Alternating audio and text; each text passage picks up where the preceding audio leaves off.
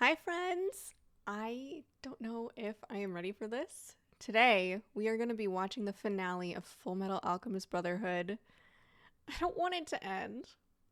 I won't lie, it was kind of a struggle getting ready for this video and knowing that this is going to be the last episode. I genuinely don't want it to end. I'm getting a little teary just even thinking about it. Last week we watched episodes 62 and 63 and I bawled my freaking eyes out. Speaking of, I think I forgot to get a box of tissues just in case for today. I'm honestly I don't know if I'm going to cry because I feel like I'm expecting to cry and therefore I won't cry. Whereas episodes 62 and 63, I wasn't expecting to cry and that's why I cried so much. You know what I mean? So, we'll see. I'm really excited to see the close of this incredible, wonderful show and then have some really amazing talks afterwards about the show in general, about the finale, and I'm really excited to hash all that out with you. Before we hop into episode 64, I want to announce that next week we're going to be watching the bloopers for Fullmetal Alchemist Brotherhood, and after that, so not next Wednesday, but the following Wednesday, we are going to be starting Hunter x Hunter, which I'm very excited for. I think it has probably been the most highly requested show for me to watch at this point, so I'm very much looking forward to that. I've heard it's absolutely fantastic. And of course, I'm going to be starting Chainsaw Man on Friday, so make sure you check that one out as well. That's my intro. I don't want to hit start on this episode, but we're going to do it. So, episode 64, the finale of Fullmetal Alchemist Brotherhood. Let's do it. I'm his private practice doctor. Just tell him Knox is here to see him. Oh yeah, this guy. He's the one who told Mustang off. That's a bit of a long story. But if you need to know, he's kind of my secret weapon. He's hoping to make amends with Ishval. He wants to make things right before becoming the Führer. Well, ambitious. Boys, how long have you been in here, Dr. Knox? Not long. Oh. No, I meant those eyes of yours, Roy. How are they? Huh, right. I envisioned a better future. And this is the price I had to pay for it. Oh. But still, I won't let it stop me from moving forward either. I love him. I brought all the materials you asked for. We know that this won't erase our sins, but it's not too late to fix things.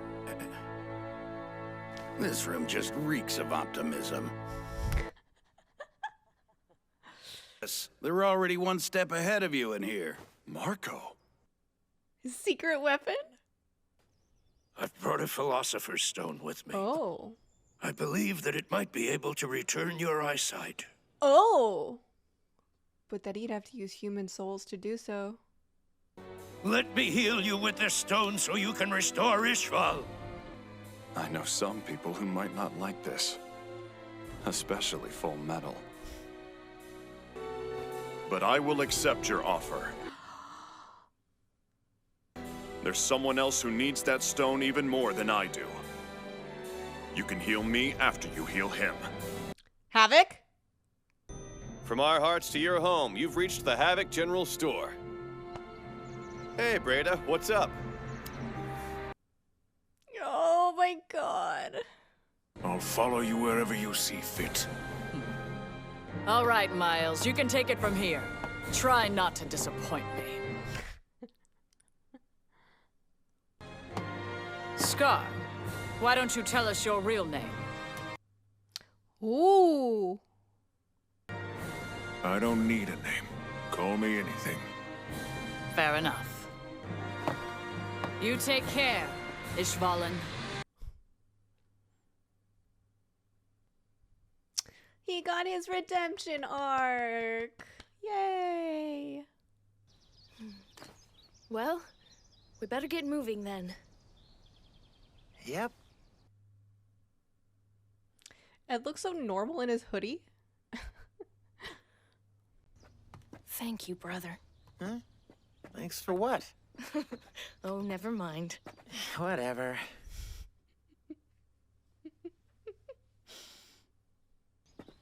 You've got nothing to worry about. She's in trustworthy hands.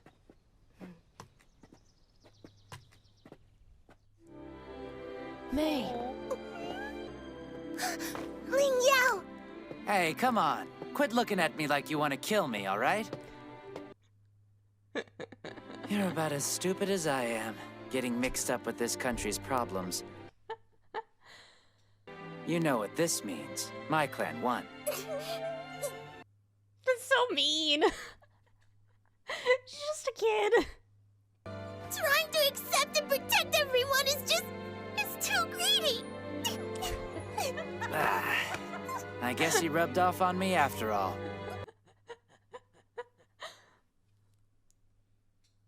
We sure have made a lot of friends. I know. Especially you, Alphonse.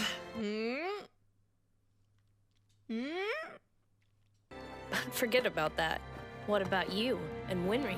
Oh, the big question. Yeah, she still doesn't have her earrings back.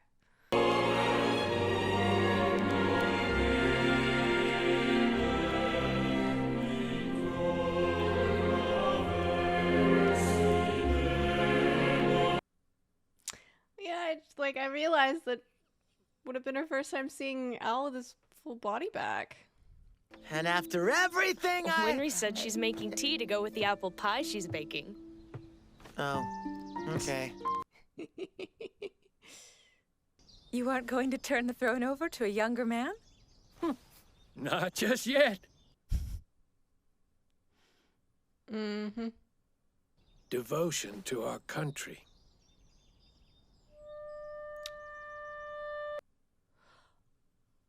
Oh! This little bird is hurt. Can we help it? The little baby thing? It actually grew? I knew that there was nothing to worry about. We're gonna keep an eye on him a little while longer. It's probably a good idea. He's okay with it. He said that it serves as a nice reminder to keep him in line for the future. And besides, he thinks that Winry would get depressed if she had nothing to fix. Oh, come on. Now that's just silly.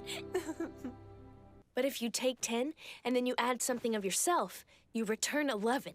It's not much, but it's an all-new principle that we're trying to establish. Interesting. I want to see all I can, and learn all I can, and meet new people. Oh, he's gonna be his dad 2.0. We're gonna find a way to get our original bodies back.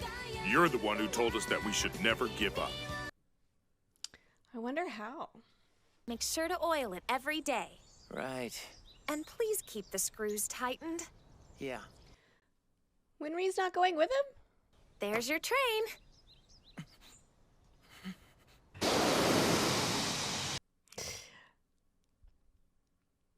Come on, Ed. Well, whenever that does happen, just call me to make an appointment. Sure. Come on, Ed.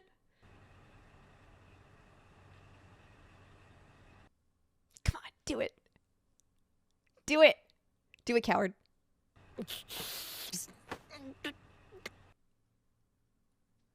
Equivalent exchange! Huh? I'll give half of my life to you if you give half of yours to me!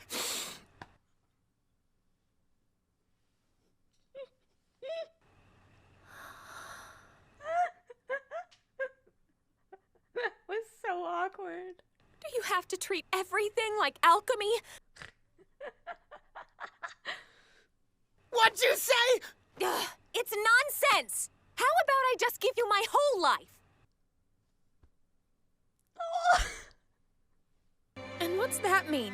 Are you making fun of me? Not at all. Oh, I thought they were gonna kiss. Come on, kiss. I'll miss you. Goodbye. For now. Kiss. Kiss, you nerds.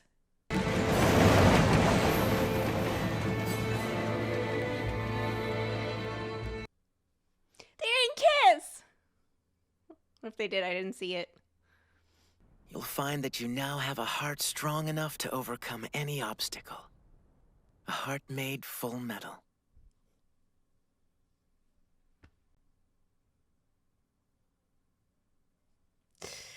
Ah! Now the tears start. That was really nice. That was a great finale. Oh my god.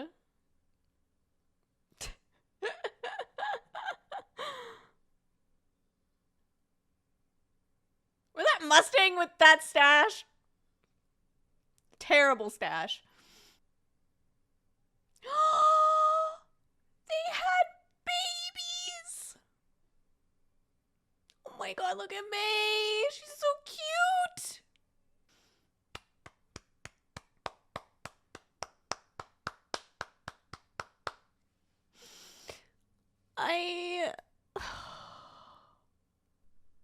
I'm really sad it's over. That was so good. Y'all, that was so freaking good. I'm so happy I watched that. I think I need like a moment to collect my thoughts. So I'm going to do that. And then when I come back, we're going to talk about Fullmetal Alchemist Brotherhood. So I'll be right back. Okay, so I think what I want to start with is just like an overall. I freaking loved this show so much. I think this is going to go down in my top. I don't even want to give a number because I don't know, but hands down one of my favorite shows I've ever watched. And I'm really glad that we started our anime journey here. I know people a lot of the time are like, no, you gotta save the best for last. But honestly, this is what's gonna get me invested in anime. Even if nothing else quite compares, I'm okay with that. Because first of all, it's not really a competition. And second of all, I'm just happy that I got to experience the story. And that I got to experience it super fresh. Super fresh. I didn't have any like internal biases or thoughts on what anime should or shouldn't be. It was just I'm watching this show for the show. I know nothing about anime. I know nothing about the show. I heard it was good. Why not give it a watch? And I'm really freaking happy I did. I think this show is probably going to turn into one of my comfort shows. You know, those shows that you go back to and you rewatch over and over again because you know it's going to make you feel good and nice and warm and fuzzy inside. That's going to be Fullmetal Alchemist Brotherhood for me, 1000%. It was just, you know, overall, bar a few episodes, a feel good show with just great characters. And, I don't know. I like, I'm not going to go and say that this show was perfect because I don't know if that's even possible. But for me, like pretty close to what I would consider an extremely well-rounded show. Between the story, the characters, the music, just all of it was done in such a carefully crafted and thought out way. Like you can tell this project in particular was done out of passion and I think overall comes across truly as a work of art. And I think that this is the type of media where the more you watch it, the more small details you pick up and you realize that everything, every choice, everything in the background, every word in the dialogue, everything was intentional. And it was there for a reason. And even if we never know what that reason is, I'm sure sometimes, you know, the author, the writer comes out and talks about those reasons. But even if we never find out what the reason is, I think that almost everything had a reason. And like all art, it's up to the viewer to speculate what that might be, what the intent was behind it. And that's what I love about this show because I get so many comments like, well, this is how I read it. And then, you know, someone else is like, well, you know, I read it this way. And that's that's what art is supposed to do. It's supposed to make you think, and it's supposed to make you talk about it. And it's okay to have different opinions on what you think something meant or why you think something was done the way it was. And like, even if that isn't maybe what the artist originally intended, I think true art is always open to interpretation. And I very much think that Full Metal is a work of art. I do want to go back and talk a little bit about episode 4, the Nina Alexander episode. And I mean, I think this is going to be rather obvious because keep in mind, like, this was my first time watching it. So the things I'm going to talk about aren't going to be super profound because, you know, you need to watch something more than once in order to pick up on small details and really connect the dots. So this is very much going to be a, you know, high level, low level, high level, one of those sort of review on my initial thoughts on some of the episodes and their impact on the rest of the story. And one of those obviously is going to be episode 4, which is arguably one of probably the most, I think, like, anticipated episodes that y'all wanted me to watch. Like, there was like a countdown going on, and it's so interesting that that particular episode is just so early on in the series because it's so messed up and it's so dark. And I think that was done for a reason, and I now know what that reason is. But I won't lie, I think, like, throughout the duration of most of the rest of the show, I kind of thought that episode 4 was going to set the standard as to how dark this show was going to get, and that was kind of the bottom. That was the darkest it got, and it happened right in the beginning. So I think my expectations were a little skewed in terms of like how messed up this show was gonna be. Which honestly kind of helped because when May was fighting things, I was like, oh no, not May, you know? Like, they hurt little girls in this show. You know what I mean? Like, there's always that fear. There's always that risk of something happening. Now, they didn't really throughout the rest of the show, but, you know, this show went there, and it went there early on. I don't think I would have minded if the show got dark like that again. Then again, like, I'm the type of person that I like when TV shows and movies get like kind of weird and dark, and they do things that you don't expect.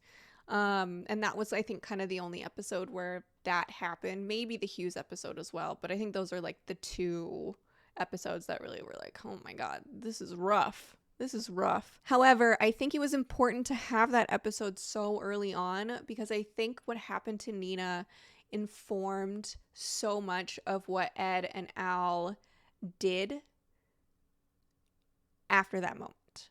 And I think that was a huge catalyst to their own emotional growth and their own emotional journey, which they had already started on with what happened with their mother. So it wasn't the very beginning of that, but I think what happened with Nina affirmed to them how dangerous alchemy can be, A, when it's in the wrong hands, and B, when you are smitten and or corrupted by power. And I think that really helped, especially Ed, keep his own ego in check, which I think, like, in the very beginning ran a little rampant, and then like yes, he was very full of himself, but I think, like, knowing how quickly power can corrupt you, I think Ed, like, had to remind himself constantly, like, I never want to be that person. I'm going to use the power that I have to help people, and that's it.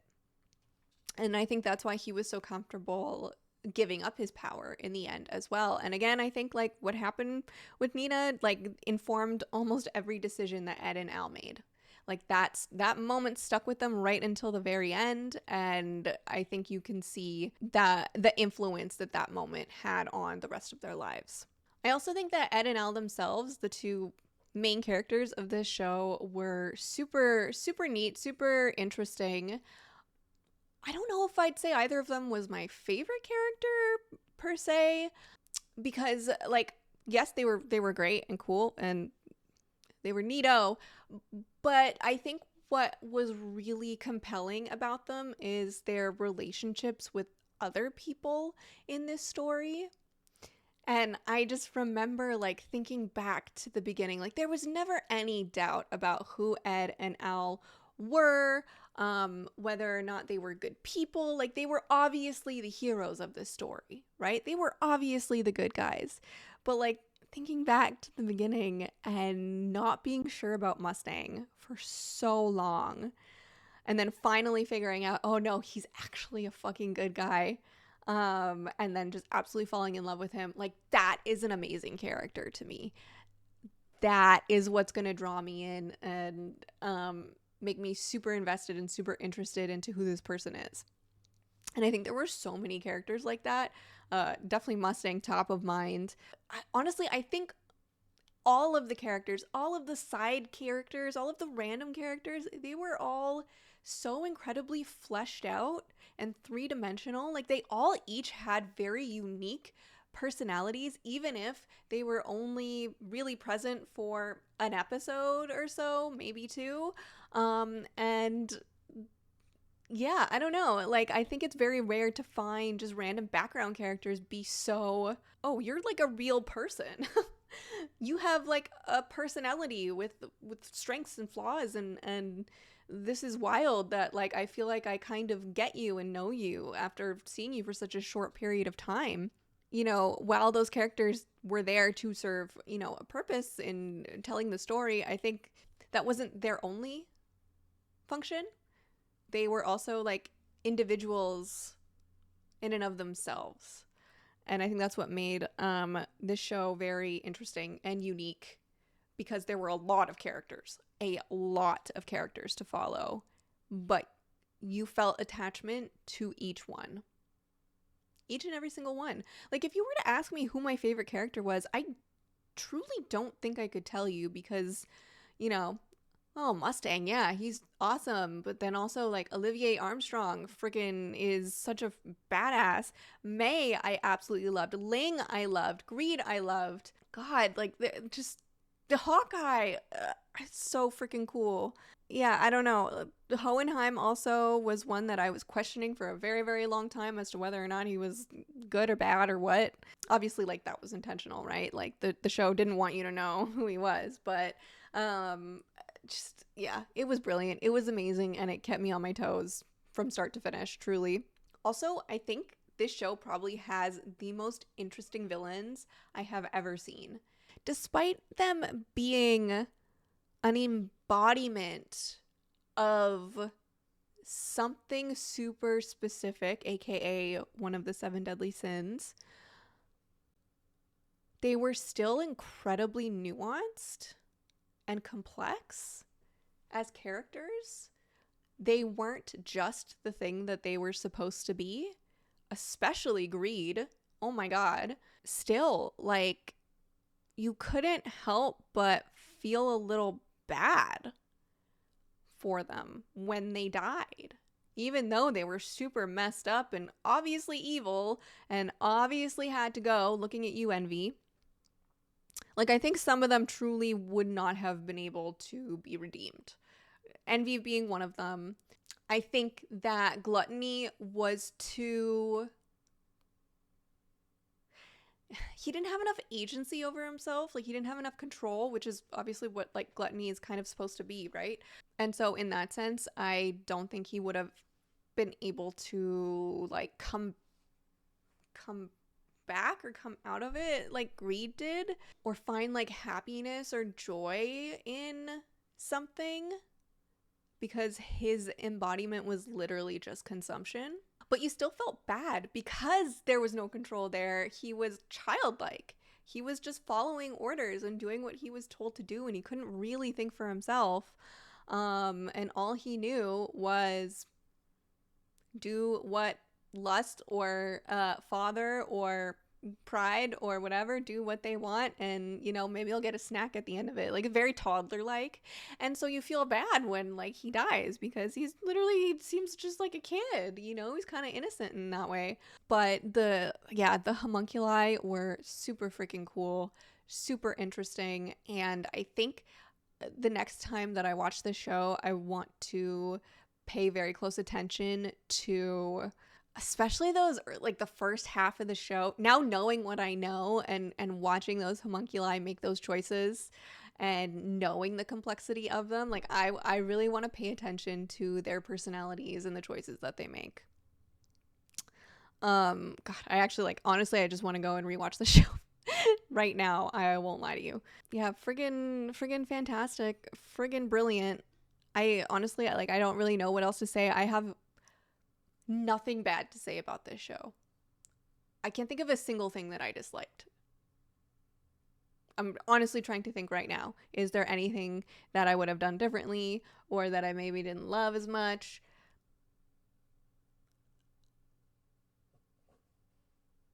No. Oh, one thing I forgot to mention, just talking about characters, the women in this show, holy crap, I have never seen such well-written women. And yes, I know that the writer is, the author slash writer is a woman, so I'm very, very well aware of that. But I think that even when you have women authors, women writers, like sometimes women can just fall flat. Any character can, really. But this show, like, again, along with the side characters, just every single woman character in this show was a freaking badass and unapologetically themselves, and didn't fall into a box, because I think that can happen a lot of the time. Like you put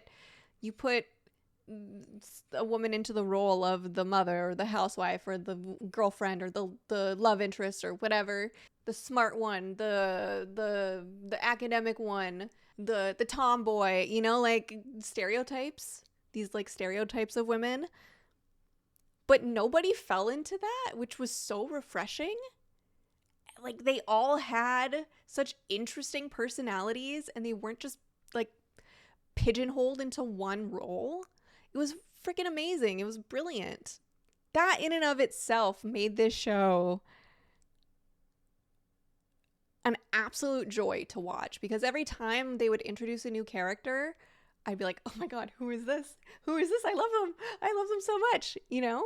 But yeah, I, again, can't think of anything I disliked in the show. It was amazing. It was incredible. It was brilliant. I'm gonna feel really bad if people were like, I hope she talks about this particular thing and I didn't cover it, but those are all the things that came to mind as to what I wanted to share with y'all. So, I mean, I'm happy to do maybe like shorts or something if y'all have specific questions or what I thought about XYZ. Super happy to do anything like that. Feel free to drop a comment on this video, and you know, I'll get to as many of them as I can. But yeah, I know I've said this a lot. Thank you so much, so very much for coming on this journey with me. I can't tell you how much I appreciate you being here. Honestly, watching this show got me YouTube partner.